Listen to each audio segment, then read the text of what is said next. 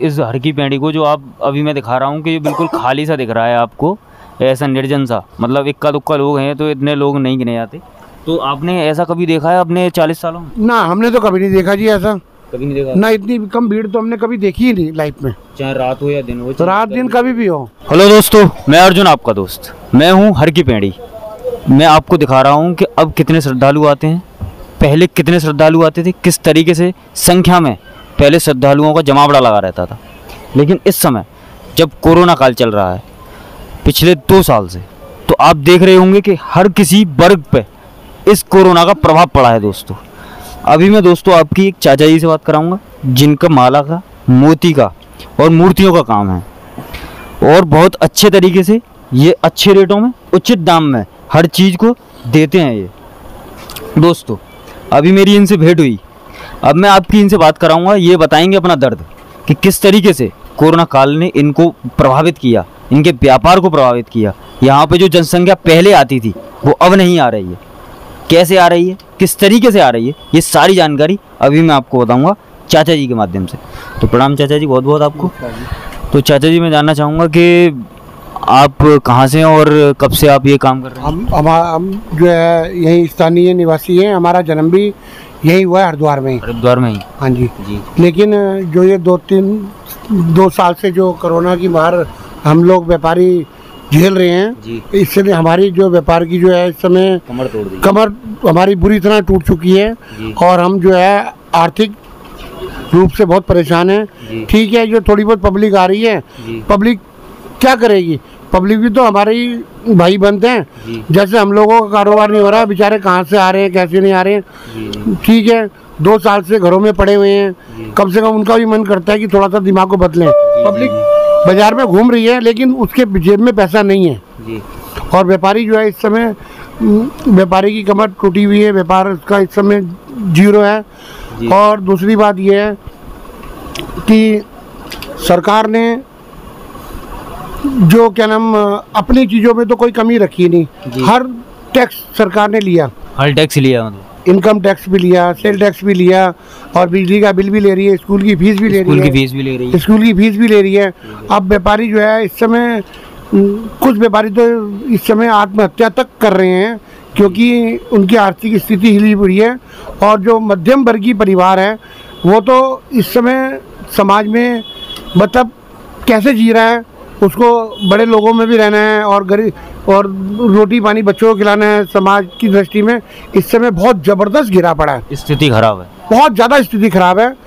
इतनी स्थिति खराब है कि वो तो अपना रोना किसी को दिखा भी नहीं सकता।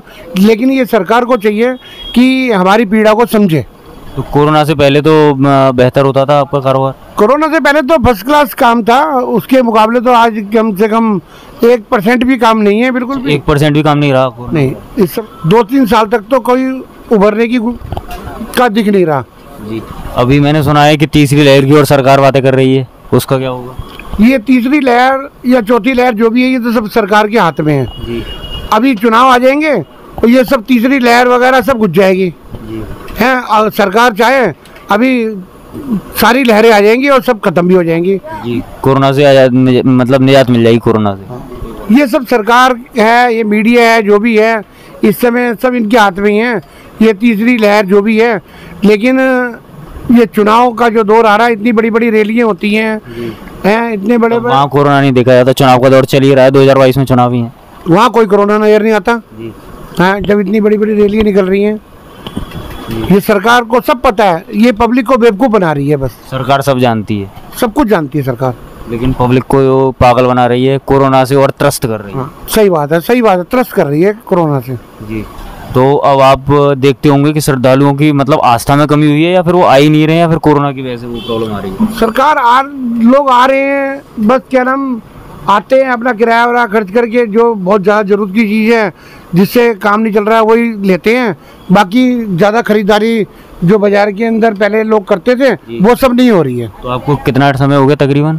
हम तो जन्म ही हमारा यही का है। कार्य करते करते मेरे को तो कम से कम 40-45 साल हो गए। 40-45 साल हो गए। तो आपने इस हर की पैड़ी को जो आप अभी मैं दिखा रहा हूँ कि ये बिल्कुल खाली सा दिख रहा है आपको, ऐसा निर्जन सा, मतलब इक्का दुक्का लोग हैं तो इतने लोग नहीं गिने जाते।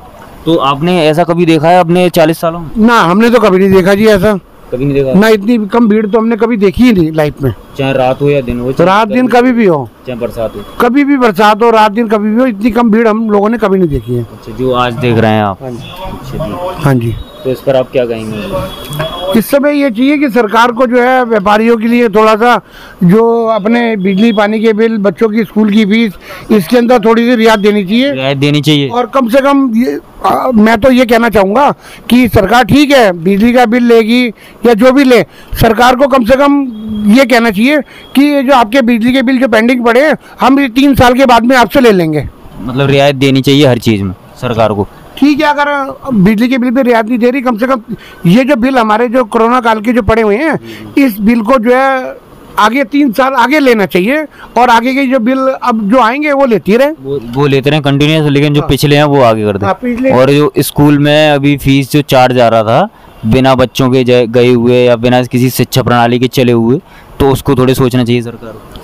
इस समय तो शिक्षा प्रणाली तो इस समय ये सारे स्कूल जो है ना सब व्यापार हो रहा है ये जी। और व्यापार का जो शिकार है जो हम जो गरीब नागरिक है, जो मध्यम वर्गीय दुकानदार है, इसके शिकार वो हो रहे हैं। कोई भी स्कूल में जाओ तो स्कूल वाले बात करने को राजी नहीं है, वो तो कह रहे हैं फीस दो, नहीं तो तुम्हारे बच्चों को जो है हम ऑनलाइन पढ़ाई भी नहीं पढ़ाएंगे, ना हम और बच्चों का नाम काट देंगे। तो दोस्तों बहुत अच्छे स्वभाव के हैं चाचा जी। मैंने पूरे हर की पेड़ी पे, सारे घाटों पे, दुकानों पे मैंने देखा, लेकिन सबसे अच्छा व्यवहार मुझे चाचा जी का लगा। मैं रुका, इनसे बात करी, आप लोगों को भी इनके कुछ शब्द सुनवाए। अगर आपका कभी भी चक्कर लग रहा है दोस्तों, हर की पेड़ी अगर आप आ रहे हैं तो गंगा रतन केंद्र पे आए। यहाँ पे आपको हर चीज़ मिलेगी, हर चीज़ों से लैस है ये दुकान, बहुत ही बेहतर मूल्यों में।